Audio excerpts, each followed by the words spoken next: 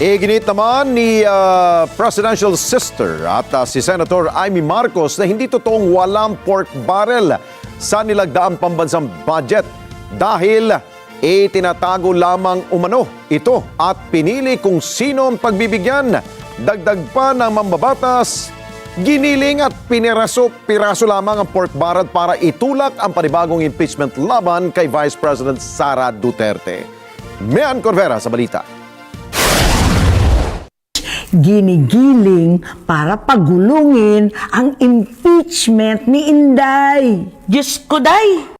Yan ang panibagong paratang ni Senator Amy Marcos. Ayon kay Marcos, hindi totoong wala ng pork barrel sa pambansang budget dahil giniling at pinirapiraso umano para hindi umano masyadong halata kung sino ang mga binusog at nabigyan ng alokasyon.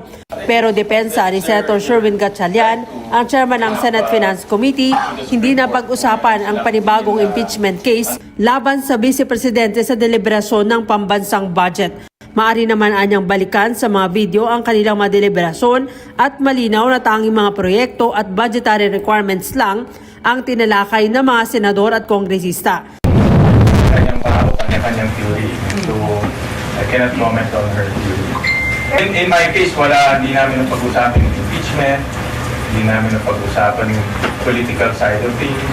Ang pinag-usapan lang namin is yung budgetary requirements as well as yung impact to it. Nanindigan naman si Gatchalian na wala ng pork barrel sa ipinasang pambansang budget.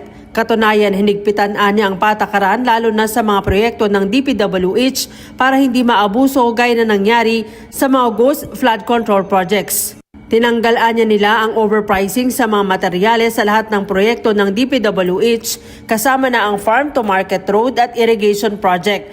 Pero nasa kamay pa rin niya ng Malacanang ang pagbabantay at implementasyon ng mga proyekto. Well, lahat naman ng deliberations open to the public.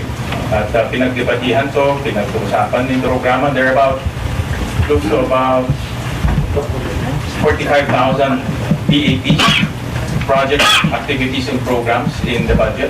No? So, kanya-kanyang pananaw kung ito ay maayos, ito ay hindi maayos, but that's a policy issue. Ang importante, walang debate dito sa corruption. Dahil itong budget na ito, sinigurado namin na corruption-free.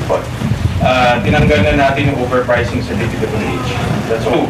Lahat ng projects, mayroong station numbers and coordinates.